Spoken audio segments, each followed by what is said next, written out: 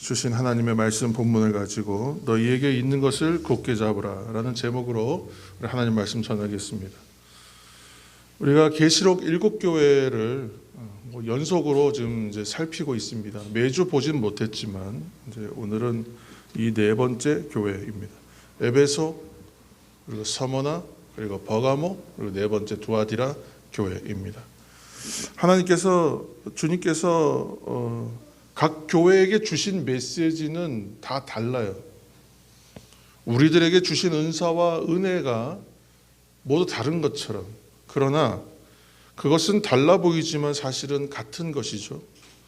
각각의 메시지들은 모두 동일한 목적과 통합된 목적을 가지고 있습니다. 또한 그것을 우리에게 향하여 주시는 교훈이 됩니다. 어떤 교훈이냐면 이 교회에 대한 이야기들을 통하여 무엇을 잘했고 무엇을 잘못했고 무엇을 칭찬하고 무엇을 책망하는가를 통하여 우리를 점검할 수 있다는 것이죠. 그래서 이것은 우리에게 영적인 교훈이 되고 우리에게 건강한 방향성을 확인하게 되는 하나님의 말씀이 됩니다. 우리는 세상 속에 살고 있습니다. 세상이 그래서 변화되는 것에 민감하고 세상이 악해지는 것을 걱정하고 또 세상이 혼란스러울 때 또 걱정합니다. 기도하고. 그러나 우리는 세상에 속해 있지만 세상에 속하지 않은 사람이라고 주님은 말씀하세요. 그래서 거룩함을 지키라고 말씀하세요. 오늘 세상에 속해 있지만 세상에 속하지 않은 사람으로 살게 하시는 영적 교훈을 오늘 하나님 말씀 가운데서 발견하시고 또한 이것으로 힘을 얻으시고 하나님의 주시는 영적인 방향성을 또 발견하는 은혜가 있기를 축원합니다. 오늘 두아디라 교회는 어떤 교회였는가? 두아디라 하면 여러분 성경을 좀 많이 읽으시는 분들은 이제 탁 떠오르시는 것이 있을 거예요. 두아디라 하면 생각나는 인물 한 사람이 있죠. 여인입니다. 누굽니까? 예, 루디아죠. 루디아. 그렇죠. 예.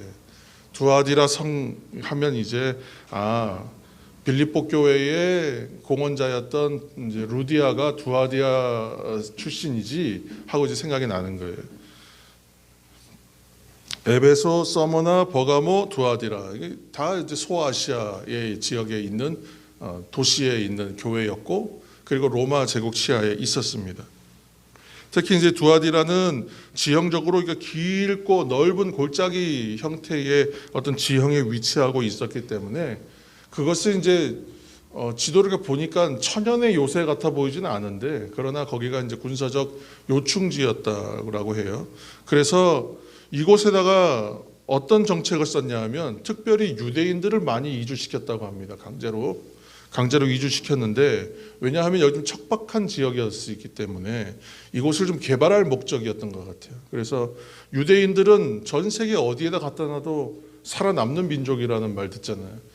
예나 지금이나 그랬던 것 같아요. 그래서 그 당시에도 이미 유대인들 하면 상술이 뛰어나고 적응이 뛰어나고 자신들의 어떤 삶의 본거지를 만들어내는 능력들이 있었던 것입니다. 그래서 유대인들을 이곳에 많이 이주시켰다고 해요. 그랬더니 이곳이 자연스럽게 상업이 발달한 하나의 중심지가 되었다. 도시로 개발되었다는 거예요.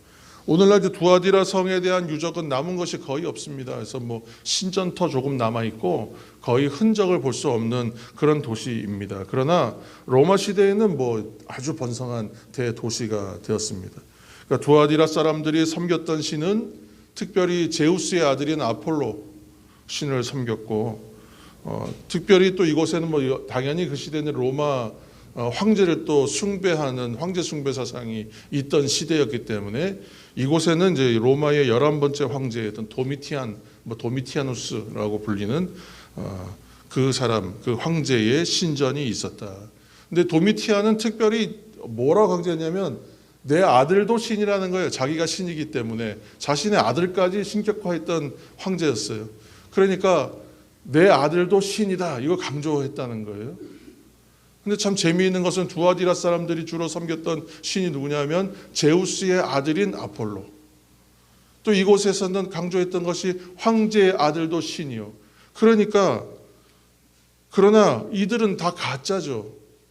정말 하나님의 아들은 유일하신 예수 그리스도 한 분밖에 없는 거예요. 18절 말씀 한번 보시기 바랍니다. 18절 말씀. 두아디라 교회의 사자에게 편지하라. 함께 읽겠습니다. 두아디라 교회의 사자에게 편지하라. 그 눈이 불꽃 같고 그 발이 빛난 주석과 같은 하나님의 아들이 이르시되. 아멘. 여러분 오늘 성경을 펴서서 보셔야 됩니다. 오늘 말씀 가운데 18절에 보시면 하나님의 아들이 이르시되 그랬어요. 하나님의 아들, 여러분 이런 표현 성경에 사실은 없어요. 우리가 하나님의 아들이신 예수 그리스도, 또 그분도 하나님이시다, 이런 믿음의 고백을 우리가 하지만 성경에 하나님의 아들이라는 표현이 정확하게 나오는 표현은 없습니다. 여기밖에 없어요. 근데 왜 이렇게 하나님의 아들이라고 명시했을까? 그 아마 시대적 그 상황의 분위기가 있었다는 거예요. 두아디라는 제우스의 아들을 섬기고 황제의 아들까지 섬기는 곳이었기 때문에 진정한 하나님의 아들이신 분은 예수 그리스도밖에 없다는 것을 강조하고 싶었어요. 그래서 하나님의 아들이신 분께서 이렇게 하는 거예요. 예수 그리스도를 알라, 기억하라. 믿음이 흔들릴 때, 두려움이 올 때 언제입니까? 핍박과 박해가 올 때, 내 삶의 압박이 심해질 때입니다. 그때 우리가 기억해야 할 것은 그리스도 우리 주님이 어떠한 분이신가.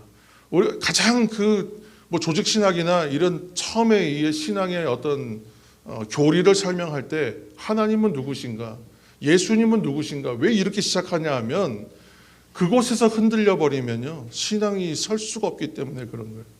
그리고 신앙이 흔들리면 어디로 가야 되냐면 하나님이 누구신가, 나에게 있어서 하나님 어떠한 분이신가, 나에게 있어서 예수 그리스도 주님 어떠한 분이신가, 내가 만난 주님 어떠한 분인가, 다시 그 고백의 자리로 가야 되거든요. 거기서 우리는 회복할 수 있기 때문에 이것이 중요한 것입니다. 주님이 지금 불꽃 같은 눈으로 보신다는 거예요. 이것은 하나님을 두렵게 보는 사람들 앞에서는 불꽃 같은 눈으로 살피신다 그러면 두려운 마음이 드는, 그러나 하나님께서 나를 사랑하신다 생각하시는 분들은 어떻게 되겠습니까? 불꽃 같은 눈으로 살피시니까 얼마나 안심이 됩니까? 내가 이 속에 있는 이 고민과 생각과 어려움의 형편들을 다 불꽃처럼 세세하게, 분명하게, 선명하게 살피신다는 거예요. 우리의 모든 것을 보신다는 거예요. 그리고 그 발은 주석과 같이 빛난다. 놋을 말하는 거니까 아주 단단한 것을 말해요. 그 당시에는 이것을 단단한 것으로 보았기 때문에. 그래서 세상의 어떠한 권세와 어떠한 권력과 어떠한 강력도 다 파괴하시고 다 통치하시는 분이시다. 그런 분이 우리 주님이시다는 거예요.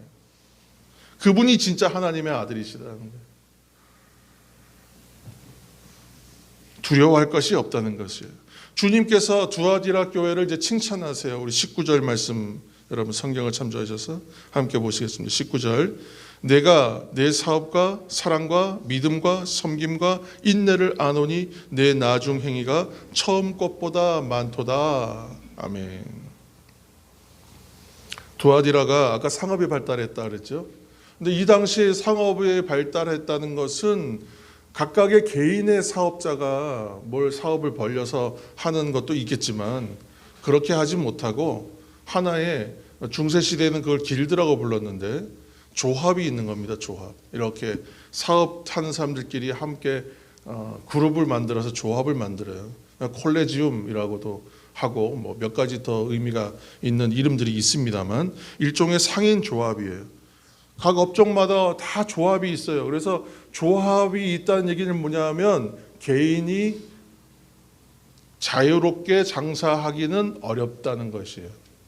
조합에 속해야 됩니다. 조합에 들어가야 이 좀 사업할 수 있는 환경이 되었다는 거예요. 제조업이든 장사든 조합에 가입해야 돼요. 문제가 있어요. 그렇다 보면 어느 조합에 가입을 해야 되는데 이 조합마다 어떤 분위기였냐 하면 조합마다의 신이 있어요. 이 조합들마다 자기들 장사를 좀 잘 돌봐주시고 뭐 해갖고 수호신처럼 신을 섬기는 거예요. 각각 조합들마다 믿는 신이 있었다. 우리 사업을 보호하시는 뭐 아데미 신이요, 아폴로요 하면서 그렇게 신을 섬겼다는 거예요. 사도행전에도 등장하는 아데미 같은 경우에는 에베소에서 가장 많이 성행했던 그런 신인데 이곳에서도 아데미 신 섬기는 사람들이 있었다는. 그래서 신을 섬겼다는 얘기는 뭐예요? 제사 지는. 오늘날도 뭐 사업장 열고 가게 열고 어떤 큰 공사 시작하고 그러면 고사 지내지 않습니까? 사람들이 고사 지내고 뭐 막 돈 꽂고 그렇잖아요. 그것처럼 이때 제사 지내고 준비한 음식과 술을 먹어야 되고 또 그거 끝나고 나면 이들이 신을 섬긴다는 행위는 음란한 행위로 꼭 이어집니다. 근데 그렇게, 왜냐하면 대부분 다 풍요와 다산과 뭐 이런 것이잖아요. 풍요를 돕는 신들, 거기에는 꼭 성적인 행위가 들어갔다는 거예요. 그러다 보니까 그리스도인들에게는 이 조합에 가입하는 것은 어려움이 없는 일인데 이 일들을 꺼리게 되고 이 일을 피하게 될 수밖에 없었던 이유가 무엇이었겠습니까? 이런 우상 숭배해야 되고 음란한 행위들을 따라가야 되기 때문에 할 수 없었기 때문에 엄청난 손해가 따르고 엄청난 피해가 있음에도 불구하고 이런 일들을 피할 수밖에 없었다는 것입니다. 여러분, 우상 섬기는 일들의 배경에는 항상 악한 영들이 있다는 걸 여러분 기억하시기 바랍니다. 끝없이 끌고 들어가요. 끝없이 끌고 들어가요. 한번 우리가 발을 이렇게 들여놓거나 한번 용납하기 시작하면, 허용하기 시작하면 계속 잠식게 들어오는 겁니다. 거짓말은 거짓말 낳는 것처럼 한번 발 들여놓으면 계속 끌려 들어가게 돼요. 거짓된 일들, 어둠의 일들이 그 안에 있기 때문에 그래요. 콜레지움이라고 하는 이 조합에 가입이 안 되면 사업이나 장사 자체에 심각한 타격을 받았다. 그러니까 이 현실을 주님은 아신다라고 말씀하시는 거예요. 너희의 그 사업과 두아디라 교회의 성도들이 이런 현실을 잘 견디고 이겨내었기 때문에 칭찬받았어요. 오늘 19절 말씀에서 보듯이 주님이 먼저 칭찬하신 이유는 그것이에요. 내가 내 사업과 사랑과 믿음과 섬김과 인내를 아노니. 그리고 더 놀라운 칭찬은 뭡니까? 내 나중 행위가 처음 것보다 많도다. 날이 갈수록, 시간이 지날수록, 일이 더해질수록 상황이 바뀌고 또 바뀔 텐데도 처음보다 나중은 더 나아졌다. 점점 더 좋아지는 교회였다. 놀라운 것이죠. 오늘날의 많은 교회들이 어떻습니까? 신앙도 그렇잖아요. 첫사랑이 강하고 뜨거웠는데 이거 자꾸 식으니까 문제가 되는 거죠. 우리는 이건 성숙이라는 의미로 또 포장할 때도 있습니다만, 그러나 분명히 처음보다는 점점점 못한 경우가 많다는 거예요. 시작만큼. 그런데 이 교회는 점점 뒤로 갈수록 더 좋아지는 교회였다. 칭찬받았어요. 그런데 물론 책망도 있었습니다. 20절 말씀입니다. 그러나 내게 책망할 일이 있노라.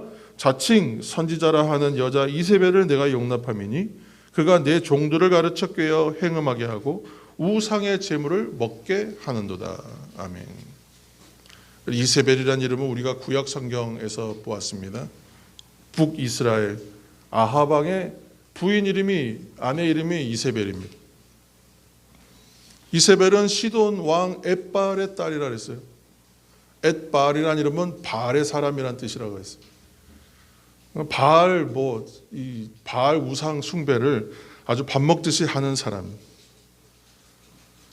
이세벨이 아합과 결혼함을 통해서 북이스라엘에 드디어 바알과 아세라 신앙이 자리 잡기 시작했다는 거예요. 우상 숭배를 퍼뜨린 장본인입니다. 아합의 시대는 북이스라엘이 굉장히 강성했던, 잠시 중흥과 부흥을 맛봤던 시기예요. 상업이 발달하고 경제력이 발달하고 또 부국 강병의 시기였습니다. 역사적으로는 그래요. 그렇다 보니까 그 강력한 힘과 권력과 돈을 가지고 뭐 했냐면 자신의 종교 퍼뜨리는 일을 했다는 거예요. 자신의 신을 섬기는 일을 열심히 했다는 겁니다. 버가목 교회는 니골라당의 유혹이 있었다 그러고, 오늘 두아디라 교회는 이세벨의 어떤 유혹이 있었다는 거예요. 이 자세한 내용은 우리가 잘 알 수 없어요. 구체적으로 어떠한 신앙의 형태였고 어떠한 유혹이 있었는지 우리는 잘 알 수 없지만, 어떠한 유혹이든 간에 결국은 우상 제물 먹고 우상 숭배하고 간음하는 건 무조건 죄입니다. 결론은 죄라는 거예요. 하나님은 거룩하신 분이기 때문에 우리들을 향해서도 거룩하라 말씀하시거든요. 그래서 하나님께 우리가 거룩하게 예배 드릴 뿐만이 아니라 하나님 닮아가고 또 거룩하고 신실하고 도덕적인 삶을 살기를 하나님께서도 원하시고 우리도 살려고 노력하는 것입니다. 그런데 두아디라 교회에 자칭 선지자라 하는 사람이 들어와서 거짓되고 잘못된 교훈을 가르치고 음란함을 퍼뜨리고 행음하게 만들었다. 이세벨처럼 악한 길로 이끌어 갔다는 거예요. 그럼 여러분 진짜 문제는 뭘까요? 우리가 여기서 잘 판단해야 되는 것은 죄가 들어와서요. 죄가 더럽고 죄가 나쁘다는 건 다 아는 이야기예요. 그런데 문제는 뭐냐면 이 죄가 들어오도록 어떻게 했다는 거예요? 용납했다는 겁니다. 그것이 문제였다는 거예요. 두아디라 교회가 이세벨과 같은 거짓 선지자를 용납했다는 거예요. 그가 활동하고 가르칠 수 있도록 허용했다는 거예요. 교회는 시대를 반영하고 세상을 반영하는 것이 맞습니다. 그러나 세상을 그대로 따라가는 것은 아니잖아요. 세상의 권력이나 돈이나 지위나 사상 같은 것이 교회로 들어올 수 있어요. 그러나 들어온다고 해서 그대로 따라갈 것은 아니라는 거예요. 그렇게 활개치게 놔두면 안 된다는 거예요. 교회는 교회예요. 오늘 두아디라 교회를 주님이 책망하는 이유는 다름이 아니라 용납했다는 것입니다. 용납했다. 사단이 얼마나 준동하는데 죄가 유혹하지 못하고 험한 일, 어두운 일이 왜 들어오지 못하겠어요? 얼마나 들어오죠. 자꾸 들어오죠. 들어오려고 하죠. 그러나 용납해서는 안 된다는 것입니다. 다름이 아니라. 그것이 거룩입니다. 그 선을 긋는 것. 나는 섞이지 않겠다. 나는 타협하지 않겠다. 여러분, 선 긋는 것이 거룩이에요. 선을 긋지 못하고 수용했고 용납했기 때문에 교회 안에서 거짓 선지자가 활동할 수 있었다. 이 어디로 갑니까? 여러분, 좋은 게 좋은 거 아닙니까? 하고 자꾸 타협하는 대로 가는 거예요. 이것을 오늘날 뭐라 하면 혼합주의라고 하는 거예요. 혼합주의. 섞어버리는 거예요. 두아디라 성도들이 사회 활동에서 얼마나 많은 피해를 보고 있어요. 콜레지움이라고 하는 길드의 상인 조합에 그들이 우상 숭배하지 않겠다고 들어가지 않고 거절함으로 인해서 얼마나 큰 삶의 핍박과 어려움을 당하고 있습니까? 그런데 교회에서 이런 가르침을 허용해버리면 어떻게 되겠어요? 그냥 조합에 가입하시고 참여해도 괜찮습니다. 적당히 좀 요령껏 하세요. 이렇게 되면 어떻게 되겠습니까? 다 무너지고 마는 것이죠. 또는 내가 비록 가입은 했어도 내 중심과 마음만 안 흔들리면 괜찮지. 내가 겉으로는 좀 하는 척해도 내 마음만 안 변하면 괜찮지 하면 되겠습니까? 그것도 안 돼요. 아유, 어떻게 이렇게 세상을 이기고 세상을 섬기라고 하면서 그렇게 담을 쌓고 살면 되겠습니까? 그것도 안 된다는 거예요. 그렇게 섞고 혼합하기 시작하면 나도 모르게 하나님도 섬기고 재물도 섬기고 하나님도 섬기고 세상도 섬기는 이중적 신앙이 되고 만다는 것입니다. 오늘 이런 말씀 드리는 이유는 이런 이세벨의 어떤 거짓 선지자 이세벨의 유혹과 시험이 그때만 있었느냐? 오늘날은 더 극심하다는 것이에요. 더 강해지고 커져간다는 것이. 오늘날 여러분 사회생활 하시면서 현실로 받고 사시는 분들이기 때문에 너무 잘 아실 것입니다. 오늘날 어디 가서 신앙 드러내면 어떤 사람 취급받습니까? 오늘날은 더 그런 것 같아요. 제가 어렸을 때에 비해서 더 한 것 같아요. 지금은 예수 믿는다 그러고 교회 다닌다 그러고 특히나 어디가 제가 목사라고 하면 낡은 사람 취급받습니다. 시대에 동떨어진 사람, 참 아무것도 모르는 사람 취급받아요. 융통성 없는 사람이라고 봅니다. 외골수적인 고집스러운 사람이라고 생각합니다. 아무 말 하지 않아도 그냥 그렇게 인식하고 시작해버려요, 대화가. 사회생활에서 성경대로 정직하게 살라 그러면 청년들에게 특히나 청년부 제가 지도할 때에도 그러면 참 목사님 세상 모릅니다. 참 모르시는 말씀입니다. 그런 말 참 많이 들었어요. 목사님 사회생활 안 해보셔서 몰라서 그러신다고. 직장생활 안 해봐서 몰라서 그러신다고. 사회생활에서 성경대로 정직하게 사는 것이 불가능해 보이는 시대를 우리가 살고 있기 때문에 그 말이 일견 타당해 보여요. 그 말을 이해하지 못하는 것도 아니에요. 충분히 이해가 됩니다. 그러나 문제는 뭐냐면 하나님 앞에서는 용납이 안 된다는 거예요. 오늘 두아디라 교회가 사랑과 믿음과 섬김과 인내가 날이 갈수록 더 커져갔다. 그것을 어떻게 말씀하시냐면 주님이 불꽃 같은 눈으로 보시고 아신다고 말씀하셨어요.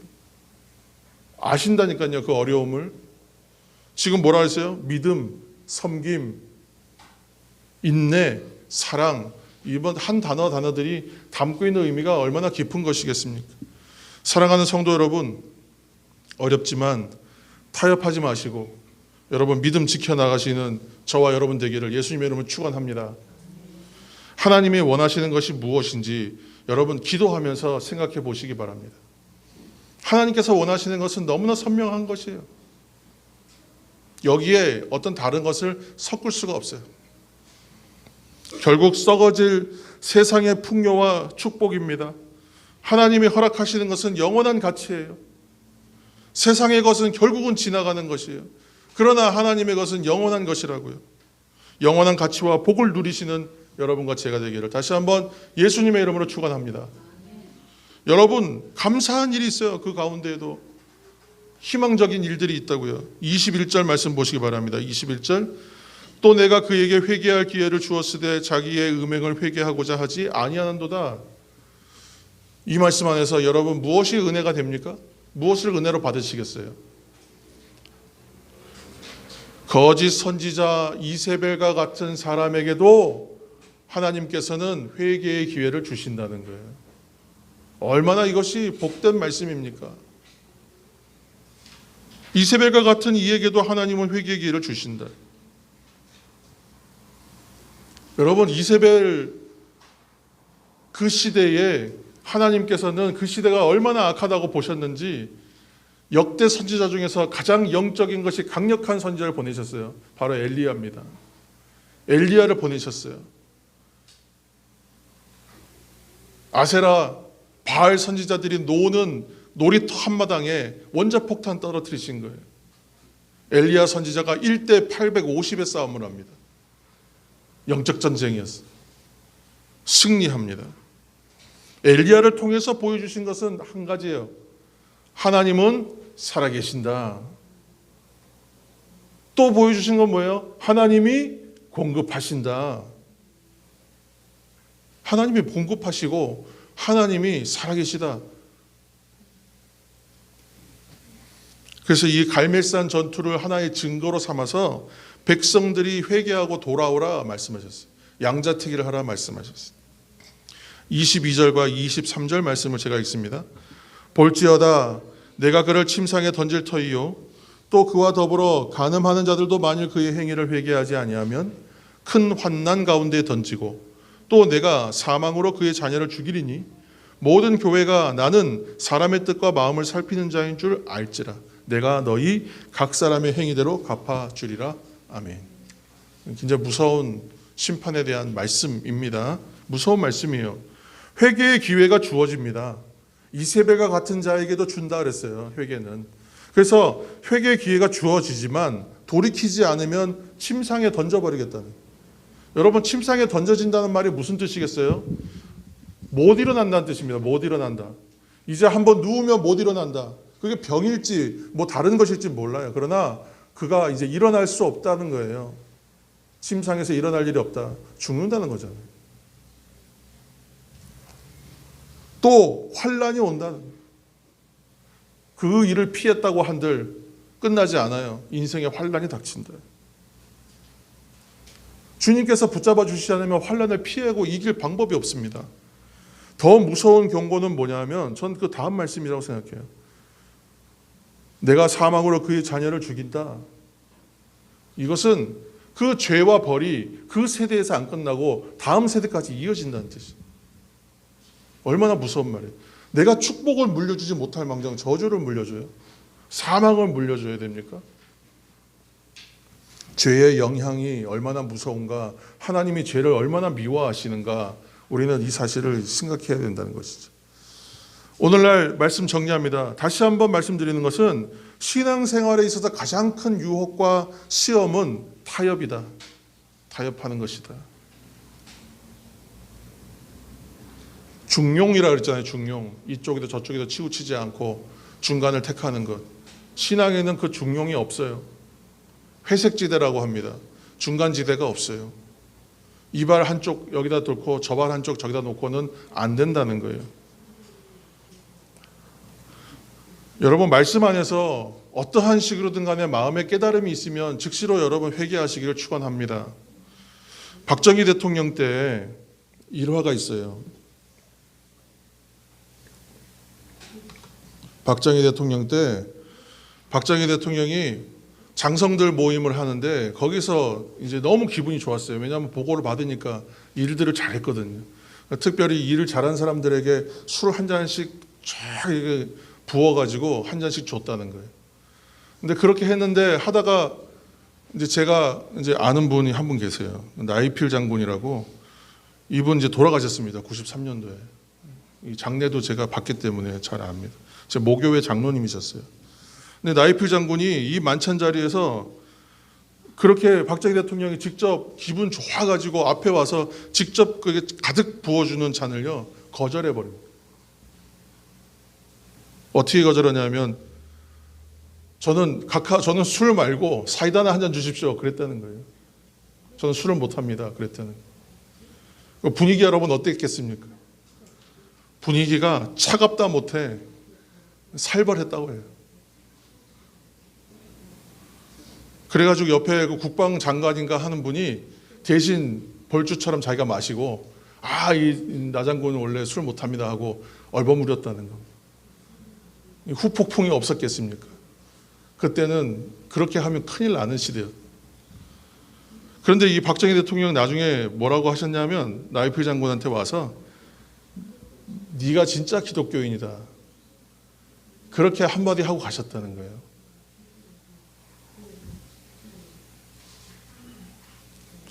재물과 함께 하나님 섬길 수 없어요. 하나님과 세상을 겸하여 섬길 수가 없어요. 이제 마지막으로 권면의 말씀, 약속의 말씀 주십니다. 24절, 25절입니다. 24절, 25절. 두아디라에 남아있어 이 교훈을 받지 아니하고 소위 사탄의 깊은 것을 알지 못하는 너희에게 말하노니 다른 짐으로 너희에게 지을 것은 없노라. 다만 너희에게 있는 것을 내가 올 때까지 굳게 잡으라. 아멘. 너희에게 있는 것을 끝까지 굳게 잡으라. 여러분, 우리가 몰라서 안 하는 것이 아니라, 몰라서 못하는 것이 아니라 알면서도 하지 못하고 알면서도 하지 않는 것이 더 많을 것입니다. 주님께서 이미 다 알고 계세요. 너희들 다 이미 안다는 거예요. 이미 다 주셨다는 거예요. 이미 주시고 이미 알게 하신 것을 붙잡으라는 거예요.